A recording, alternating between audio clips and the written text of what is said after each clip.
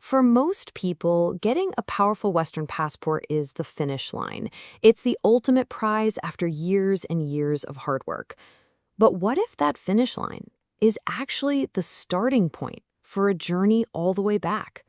That's the incredible story we're diving into today, the reverse passport journey of a man who decided to give it all up. And that warning, it comes directly from the man at the center of this story. We'll call him Joe. And his advice just flies in the face of the typical immigrant dream. So what on earth happened? Why would someone who basically won the lottery decide to hand the ticket back? All right, section 1, the reverse journey. And believe me, this story completely flips the script on what we think it means to immigrate and build a so-called better life. To really get how wild this is, you have to understand what he was giving up. For a lot of Chinese nationals, getting that New Zealand Black Book passport isn't just a goal, it's the peak of a mountain they've been climbing their whole lives. It's the ultimate trophy. So the dream is supposed to look like what you see on the left, right? A powerful passport, a nice, easy life. But for Joe, the reality became the complete opposite. It turned into a reverse operation to get out of that new life and go right back to the high-pressure world he'd wanted to leave. At first, his journey looked pretty standard. He gets to New Zealand 17 years ago, he studies, he works his way up, and by 2015, boom, he's a citizen. But then, the story takes a hard right turn. Just a few years later, he's already living back in China. And by 2020, he's starting the official process to renounce the very citizenship he worked so hard to get. Section 2, from paradise to problem. So here's the billion-dollar question. Why? Why would you leave a country that so many people call a paradise? Well, it turns out the reasons were super practical, but also really, really personal. In his own words, Joe said New Zealand was just too placid. He thought it was perfect for kicking back, for retirement, but that just wasn't the life he and his wife were looking for. The very thing that draws people in, that relaxed, easygoing pace, actually started to feel more like a cage. And this is where the dream really started to crumble. That New Zealand passport, the symbol of global freedom, it became a source of constant, daily headaches back in China. With no local ID, simple things we take for granted, opening a real bank account, getting a business permit, heck, even just verifying your name for a video game, it all became this bureaucratic nightmare. The key to the world was locking him out of his own home. But listen, this was about way more than just paperwork. There were two massive forces pulling him back home: duty and ambition. His father got sick, and he felt that powerful call to be with family. And at the same time, he started to see China's intense, hyper-competitive culture not as a negative, but as the perfect engine for his career. Section 3, the 8-month process. So he made the call. But here's the thing. Giving back a passport isn't like returning a sweater to the store. It is a crazy, complex, 8-month-long bureaucratic ordeal. All in all, it took him over 8 months. And honestly, he got lucky.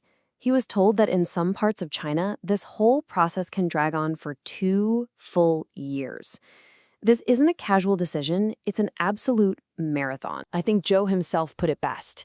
He said that getting his Chinese citizenship back wasn't necessarily difficult in terms of qualifying. The real problem was that it was, and I quote, absolutely extremely troublesome. The whole thing is this kind of bureaucratic dance with 3 big steps. And here's the really tricky part.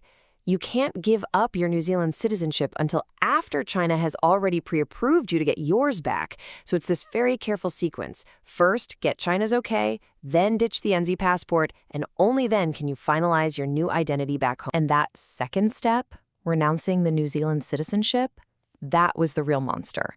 It meant juggling 2 different governments, literally flying to Wellington for in-person appointments, and then getting this thing called a Hague apostille, which is basically a fancy, globally recognized stamp that says your paperwork is legit. Section 4, a wider trend.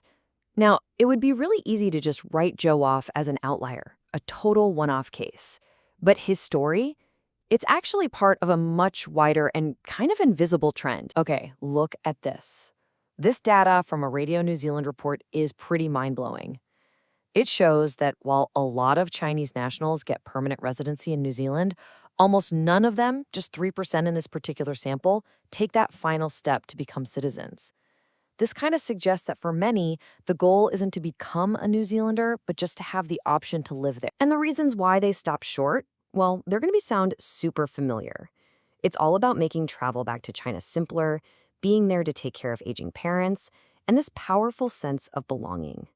For a lot of people, the day-to-day convenience of living in a big city in China just flat out beats the benefits of a foreign passport. And get this, it is not just a New Zealand thing, not by a long shot.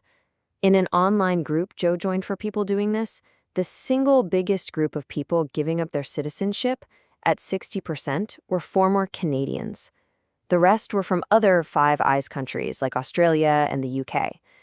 It's a hidden but pretty significant reverse migration. But, and this is a huge but, there's a critical catch.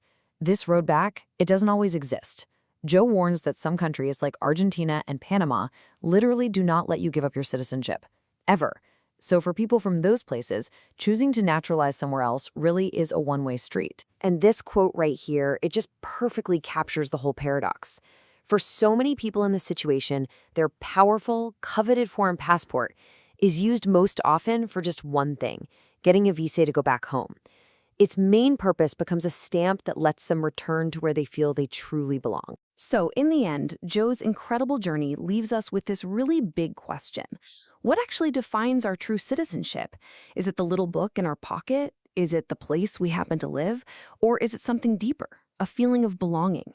His story proves the answer is way more complicated than just a stamp and a signature.